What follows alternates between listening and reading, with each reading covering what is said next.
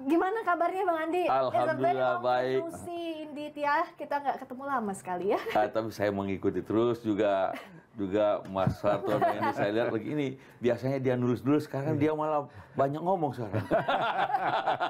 Dulu kalau pertanyaan-pertanyaan aja dia menjurus. Jadi kata teman saya, Mas Har belajar omon-omon. Aduh, tapi kalau ngomong jadi jubir tuh expert inilah. Iya, Bang Andi cerita beliau dong, lah. dari mulai juru bicaranya Pak SBY, bagaimana menghadapi kawan-kawan media dan melihat perkembangannya selama ini. Jadi memang menjadi jubir itu pun saya juga, kalau saya sendiri Iya. nggak tahu tiba-tiba dipanggil ke Cikeas. Jadi Iya. begitu Pak SBY menang pemilu 2004, lalu tiba-tiba saya dipanggil ke Cikeas. Iya. Saya sendiri nggak tahu Cikeas itu di mana. Waktu Waktu itu belum tahu. Jadi kemudian dipanggil ke Cikeas. Memang pada waktu kampanye saya mendukung lah. Karena saya mendukung beliau karena waktu itu saya lihat ada 5 calon dan menurut saya Pak SBY yang paling pas memimpin negeri itu pada waktu tahun 2004 pada waktu itu. Putaran pertama waktu itu, 5 calon. Ya toh, 5 calon, kemudian masuk Putaran putaran kedua. Ya. Setelah itu menang. Nah, waktu menang beliau panggil saya ke Cikeas, lalu langsung diminta jadi juru bicara. Sama-sama Bung Dino waktu itu. Iya. Iya, betul. Sama-sama Bung Dino. Saya diminta jadi juru bicara dalam negeri. Dino, Bung Dino itu juru bicara luar negeri. Iya. Itu dan langsung perintahnya bertugas mulai saat ini. Walaupun waktu itu belum dilantik, kita bertugas di Cikeas dan melekat. Nah, itu perintah beliau. Jadi mulai saat itu sudah langsung jadi jubir menjelang pelantikan. Kemudian setelah itu secara resmi sebagai waktu pelantikan. Jubir itu memang harus melekat ya Bang? Waktu itu perintahnya melekat beliau. Jadi mulai saat itu kemanapun beliau, dimanapun beliau bertemu sama siapapun mesti ada saya atau Dina atau dua-dua. Malah kebanyakan dua-dua. Karena walaupun memang kami agak beda dengan waktu zaman Gus Dur. Beliau atau Bu Bimo Mega atau beginilah. Kalau kita lihat sejarah jubir di Indonesia itu dimulai dari zaman Bung Karno sebenarnya.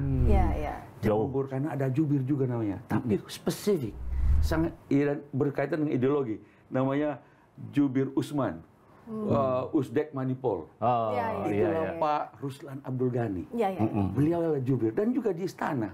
Tapi hanya berkaitan dengan ideologi waktu itu yang Usdek Manipol oleh Bung Karno. Setelah itu Pak Harto nggak punya jubir. Yang jadi jubir adalah beberapa menteri difungsikan sebagai jubir. Pak Mudiono Mensesnek atau Pak Harmoko. Beliaulah waktu itu menteri tapi juga berfungsi sebagai jubir. Pak Habibie ketika masuk Pak Habibie tidak ada jubir karena rasanya nggak ada yang sanggup menjadi jubirnya Pak Harmoko, Pak Habibie. Pak Habibie menjadi jubir dirinya sendiri. Masa sulit. Dia ngomong sendiri apa saja. Kadang ada Ibu Dewi Fortuna Anwar. Kadang-kadang, tetapi boleh dikata Pak Habibie menjadi jubirnya sendiri. Betul. Dan sama singkat kan. Setelah itu masuklah Gus Dur. Nah, zaman Gus Dur kemudian ada jubir resmi ditunjuk. Wahyu. Berapa orang itu? Nah, kemudian dikoordinasi oleh Bang siapa? Yang Kribo itu. Kribo, iya. Nah, itu beliau lah berempat. Nanti Bang. Nanti coba lagi blank nih. Tapi ada Mas Takuf, Ketua Umum PBNU ini. Juga ada beberapa mereka. Sempat menjadi itu. Jadi jubir presiden.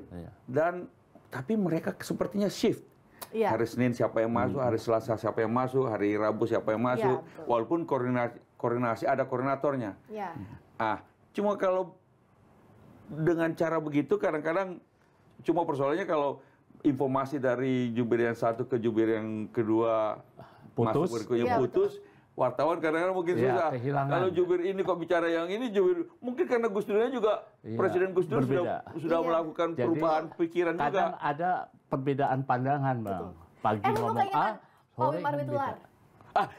Pak Wimar Witular. Wimar Witular, Mas Wimar, Bang Wimar itulah jadi koordinator semua.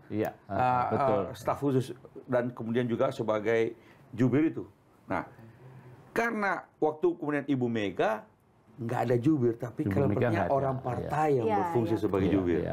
Orang-orang partai PDIP berfungsi karena beliau juga banyak di Teguh Umar dan orang partai lah boleh kata berfungsi. Antara lain Pramono Anung. Nah, antara lain Mas Pram Pak Gubernur ini. Nah, sehingga waktu zaman Pak SBY, ketika Pak SBY masuk, kita kemudian disuruh melekat dan 2 saja.